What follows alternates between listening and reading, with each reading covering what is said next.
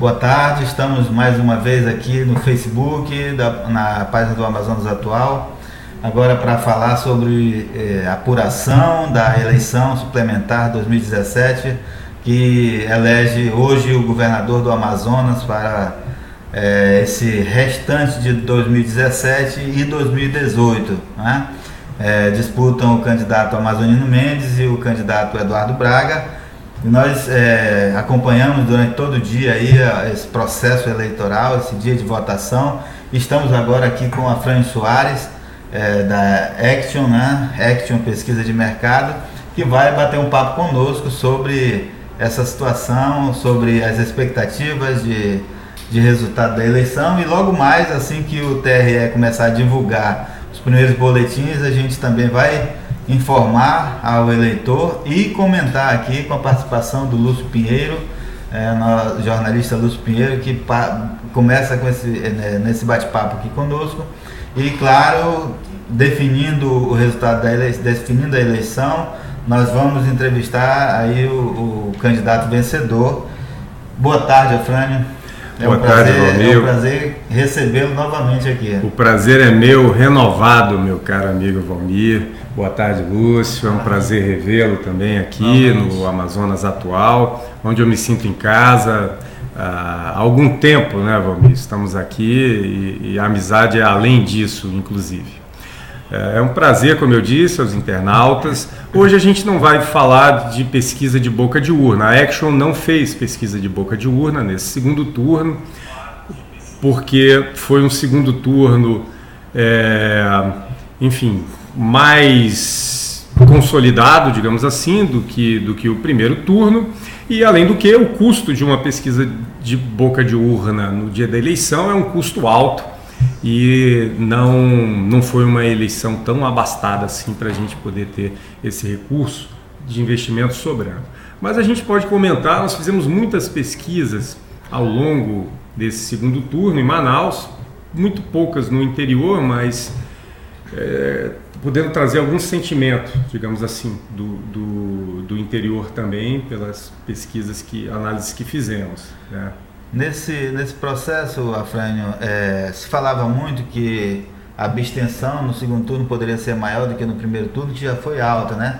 Nós tivemos uma abstenção total de 24,35%, capital interior. Na capital a abstenção foi maior do que no interior foi maior do que na capital, né?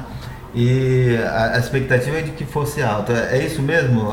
Geralmente é isso que acontece? Geralmente é isso que acontece, e geralmente se tem uma abstenção maior no segundo turno do que no primeiro. Então, se a abstenção no primeiro turno já foi gigantesca, esses 24%, quanto será a abstenção no segundo turno? Talvez 25% a 29%. E uma expectativa muito grande também, principalmente em Manaus, numa votação de brancos e nulos, que deve superar a barreira de 30% dos eleitores terem ido às suas sessões para votarem ou branco ou votarem nulo. Isso já foi em Manaus 21% no primeiro turno, e no geral acho que foram 17%, se não me falha a memória, no primeiro turno. Na verdade, brancos...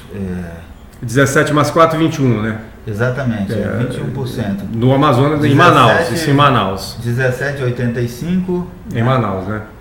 17,85% de nulos e 4,7% de brancos. Que somados dá os 21%. Exato. 22%. Gigantesco, concorda? Sim. Se você for ver na eleição do ano passado, foram 9%, 8%, 8, alguma coisa de brancos e nulos. Então nós tivemos aí praticamente o triplo, né? Exato.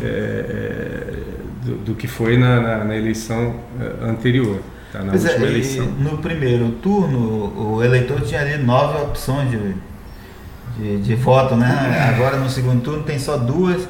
Sim. E a gente ouvia muito isso nas ruas, né, Afrânio? Inclusive nas pesquisas eleitorais que foram divulgadas. E nas de consumo interno também, que nós vimos isso muitas vezes também.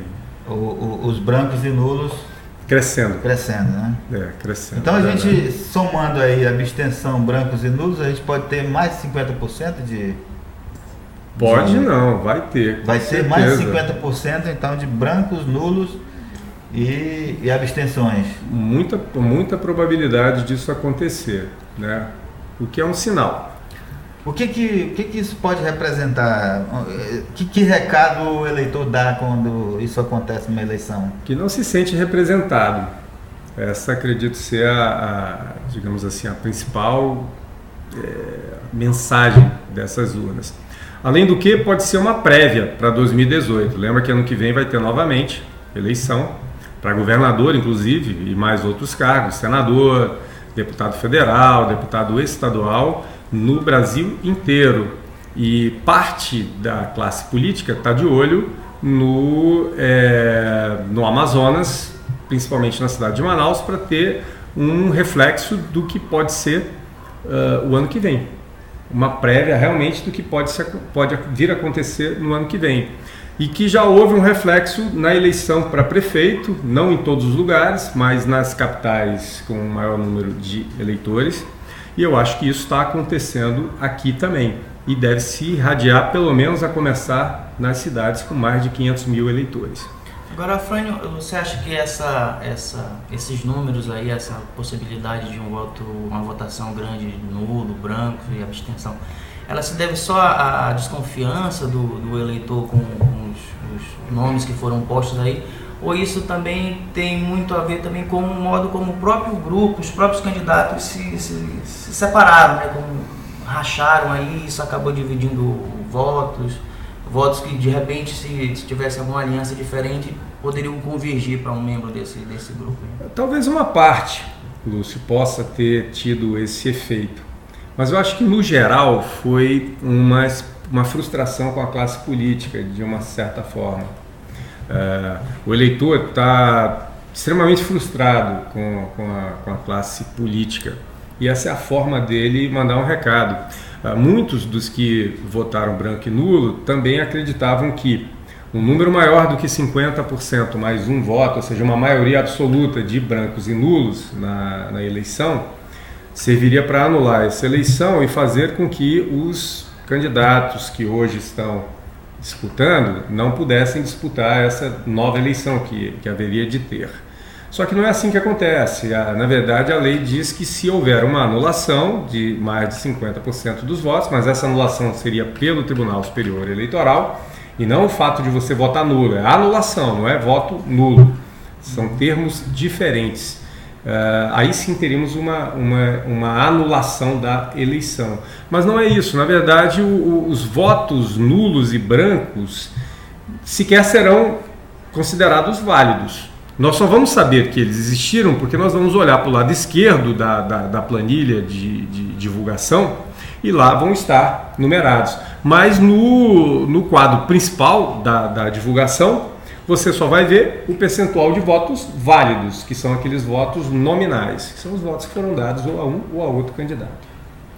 O TRE só deve divulgar a partir das 18 horas novamente por conta daquele fuso horário. Né? Exatamente. E aí já vem com 60%, 70% quase das urnas apuradas, ou seja, praticamente todas as urnas de Manaus já estarão apuradas nesse momento em que houver a primeira parcial disponível, publicada do TRE Amazonas.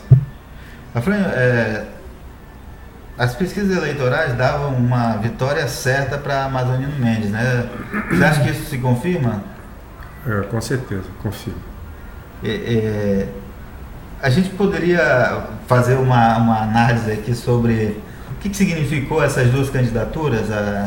Por exemplo, Amazonino Mendes era um político que estava fora de combate, né? E de repente, aí, sob a liderança do senador Omar Aziz, ele retoma aí esse... Não sei se tem essa conjugação na cabeça do povo, não, entendeu? Sob a liderança de A, B ou C. A Amazonina é muito independente nisso, entendeu? Sim, mas aí eu digo... Você fala dentro dos bastidores políticos. A gente sabe que existiu isso. Isso não foi feito no momento em que o governador José Melo foi cassado, isso já vinha sendo discutido e articulado muito antes da cassação. Era uma opção e essa opção depois vira uma realidade, ele vira candidato e disputa aí com o Eduardo Braga, que estava pleiteando essa vaga, pleiteou em 2014, perdeu, né? Entrou com uma série de recursos na Justiça Cavou essa vaga também, né, de certa forma. Entrou na Justiça Eleitoral, a Justiça Eleitoral tirou o governador José Melo, mandou realizar nova eleição. Tinha ali até a possibilidade de o Braga recorrer por conta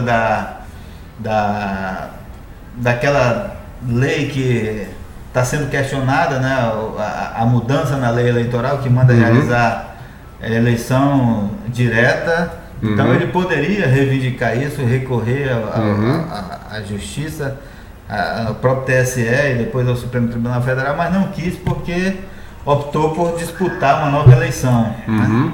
E agora a gente vê aí um resultado que já se apresenta como certo praticamente, né, de derrota. Como é que você avalia tudo isso? Olha, eu avalio da seguinte forma: o eleitor, pela essa frustração que o eleitor está com a classe política atual, da qual o amazonino, por incrível que pareça, não faz parte na mente do eleitor, porque ele saiu de uma espécie de aposentadoria para ativa, ou seja, não necessariamente ele fazia parte de todo esse imbróglio nacional que está acontecendo, que atinge políticos locais, tá? Que vai fazer parte da reforma política também, que está se discutindo muito nas casas legislativas do país, principalmente na Câmara Federal. Então, o que eu acho que aconteceu?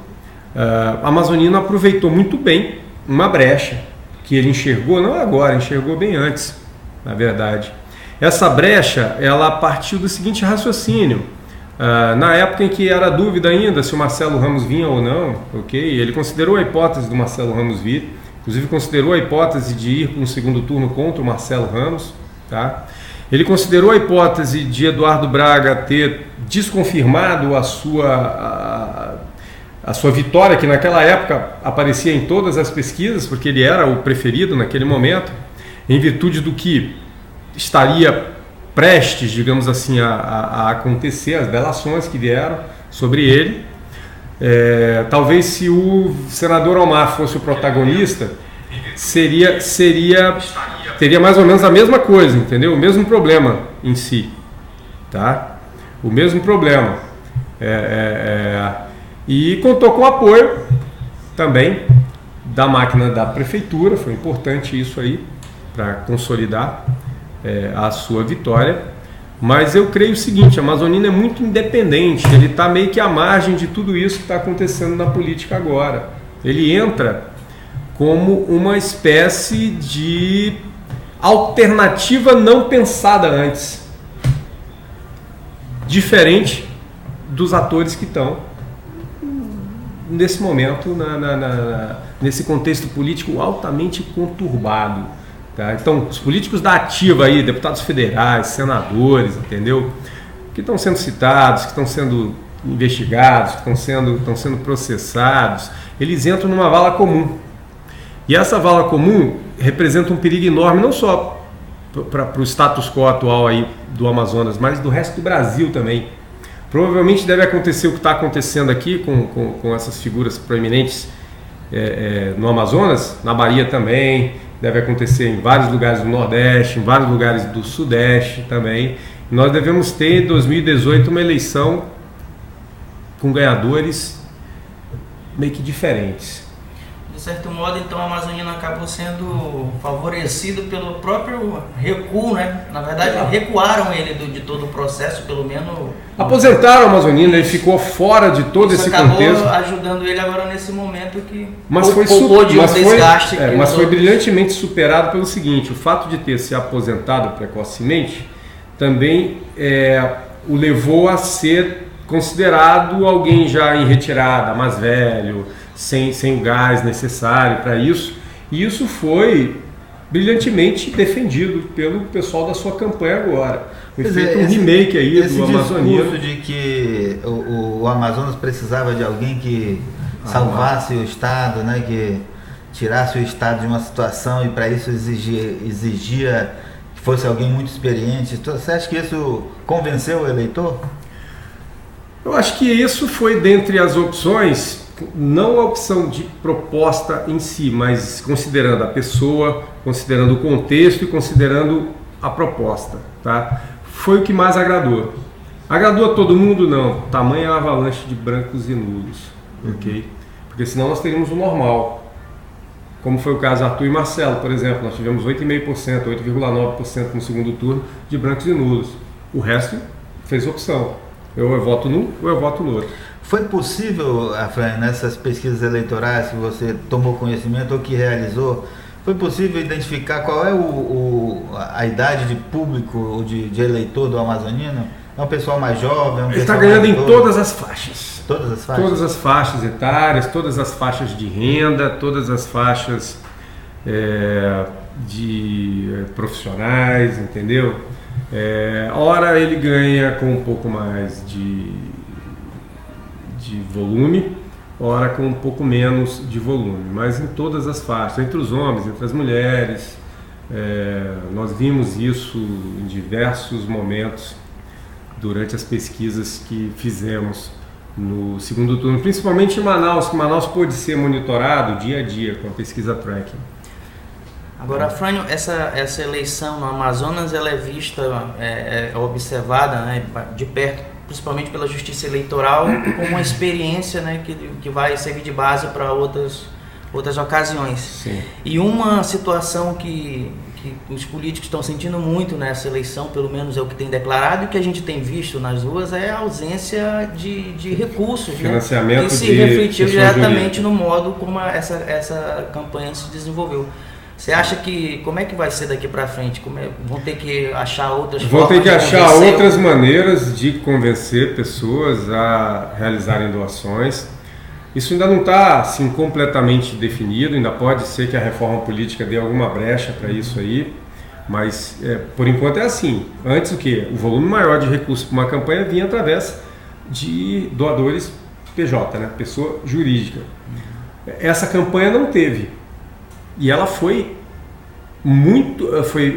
ela foi feita em todos os candidatos, a começar pelos 9 do primeiro turno e a acabar pelos 2 que foram para o segundo turno, com muito menos recursos do que as campanhas anteriores. Tem um eleitor aqui que está, inclusive, dizendo que o Amazonino não tem voto, que o que ajudou foi a máquina da prefeitura. Nós tínhamos aí a prefeitura apoiando o Amazonino Mendes, né? E tínhamos um governador que no primeiro turno apoiou uma candidatura, que foi a da Rebeca Garcia, mas no segundo turno ficou ausente.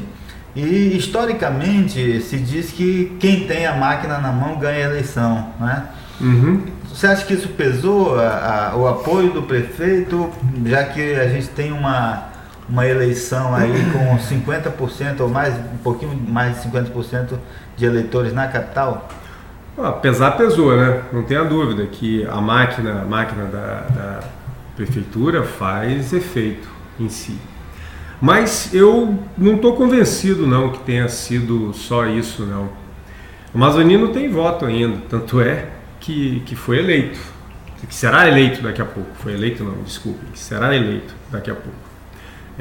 As urnas, quando abrirem, todos poderão constatar essa eleição.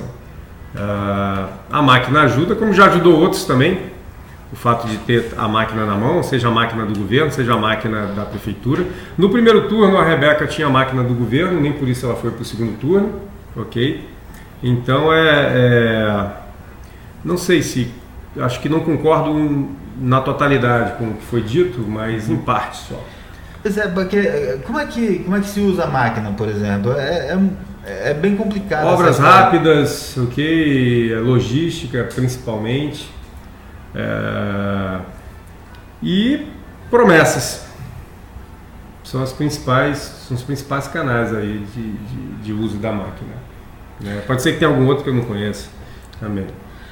Os dois candidatos, Zafran, desde o primeiro turno, trataram o Estado como um Estado que estava dizimado, que tinha muitos problemas a resolver. Você acha que é isso mesmo? O Estado está tão ruim assim? Porque hoje o governador Davi Almeida deu uma entrevista depois de votar e disse que vai entregar um Estado muito melhor para quem for sucedê-lo, né, no governo do Estado. Acho que depende do ponto de vista, para ser muito sincero. Não saberia te dizer olhando em números em si. Mas o Estado tem arrecadação, o Estado tem patrimônio e o Estado tem uma máquina inchada também, tá? Com muitos funcionários. Cada governador que se elege tem um compromisso em acomodar apoiadores de campanha também. O Estado é uma coisa pública, não é uma coisa privada. Isso não acontece em empresas privadas. Aqui no portal é uma empresa privada, você não pode acomodar todos os seus amigos e os pedidos dos seus amigos, porque senão você fecha suas portas, tá? Em compensação, o Estado muitas vezes é uma máquina inchada, tá, para isso. E é isso que quebra mais, na minha opinião, tá? E é isso que é mais difícil de se resolver. Agora, se o governador Davi Almeida está dizendo que recebeu, ou melhor, que vai entregar um Estado muito melhor do que recebeu, ele tem que comparar os dois números, né? O que ele recebeu e o que ele está entregando de volta. E se foi isso realmente, é mérito que serve de capital político para ele, digamos assim, tá? Normalmente, quando entra um governador, ele entra auditando, ele entra dizendo que deixaram uma série de armadilhas também para ele, enfim. E acaba se, às vezes, provando e às vezes não provando, né? Que se deixou armadilha, que se fez isso, que se fez aquilo, tá? Mas eu acho que isso vai acontecer. O amazonino, quando entrar, vai declarar que recebeu um Estado quebrado, que recebeu um Estado assim assado e que vai reconstruir, como ele mesmo disse, em um pouco mais de um ano. A gente está vivendo um momento de reforma política, onde se está discutindo essas mudanças, e uma eleição como o Amazonas, como essa que está acontecendo no Amazonas, aumenta ainda mais o discurso das pessoas que são contra a obrigatoriedade de votar no Brasil. A gente vê aqui um seguidor aqui da nossa entrevista falando que é um absurdo, uma humilhação exigir do povo para sair no domingo para votar, nas palavras dele aqui, em 2 bandidos. Como é que você vê essa questão, assim, tem chance ainda do país discutir essa questão da obrigatoriedade do voto? Discutir eu acho que não, até mesmo porque eu acho que menos de 20% das pessoas iriam votar se não fosse obrigatório. Você teria um convencimento a mais, como é nos Estados Unidos, por exemplo. Você tem que convencer as pessoas a levantarem do seu lugar e irem votar no dia da votação, porque lá é facultativo você votar. A consciência dessas pessoas é a seguinte: eu vou votar porque eu quero poder participar dessa democracia. Nós aqui, eu vejo muita gente votando por obrigação. Você quer ver uma coisa? Mais de 2/3 do contingente eleitoral vota de manhã. E não é... Por que ele vota de manhã? Porque ele quer ter o dia liberado para fazer outras coisas. Hoje é domingo, entendeu? Então, não é um dia especial de votação para ninguém, a não ser para quem está aqui, como eu, você, entendeu? Comentando a eleição, como os candidatos que estavam indo buscar votos até agora há pouco. À tarde, só 1/3 no máximo, 1/3 ou 1/4 que vão votar. Tá? E vão votar por quê? Porque de manhã fizeram alguma outra coisa, tiveram alguma outra programação e de tarde resolveram votar. Tá? Depois das 4 horas, se aparecer um gato pingado em cada sessão, é muito. Tá? Então, o cara, na verdade, ele vai votar porque ele não quer pagar multa, porque ele não quer ficar sem poder disputar um concurso público, assumir um concurso público, porque se ele não tiver votado, isso aí ele é impedido por lei, então é por isso que ele vota. E algumas vezes vota por votar, entendeu? Vota sem pensar, vota por votar, vota sem criticar, mais ou menos por aí. É isso assim que eu vejo essa questão. Afrânio, então a gente o eleitor está perguntando aqui, os que estão nos assistindo, quem ganhou a eleição. A gente são mais de 5 horas da tarde, né? Nós informamos que a apuração já começou, o TRE já começou a apuração das urnas, mas ainda não divulgou nenhum boletim, né, da apuração. Nós não temos números exatos por não termos feito a boca de urna, mas com absoluta certeza quem ganhou a eleição será o Amazonino Mendes. Cerca aí de 64% a 68% dos votos válidos contra 32% a 36% dos votos válidos. Isso provavelmente deve ser o resultado que vai dar na eleição, baseado nas pesquisas que foram feitas anteriormente, não na pesquisa de boca de urna, que, como eu falei a vocês, nós não a fizemos nesse momento, devido ao custo ser muito alto dessa pesquisa, e a Action optou por fazer a pesquisa no primeiro turno, que era bem mais difícil de acertar, tinham 9 candidatos, e nós viemos aqui e divulgamos o resultado com vocês. Inclusive. Exato. Pois é, nós estamos fazendo esse bate-papo aqui enquanto aguardamos os primeiros boletins do TRE, né? Então, provavelmente só virão daqui a mais de meia hora. Isso, né? Daqui a 35 minutos é que deve sair o primeiro boletim e a gente vai informar. A gente vai fazer uma pausa então, Afrânio, aqui na nossa transmissão e voltamos às 18 horas, um pouquinho antes das 18, às 17h55, para acompanhar então essa apuração dos votos em Manaus. Mas, como o Afrânio falou, certamente é a vitória de Amazonino Mendes. É isso aí. Até já.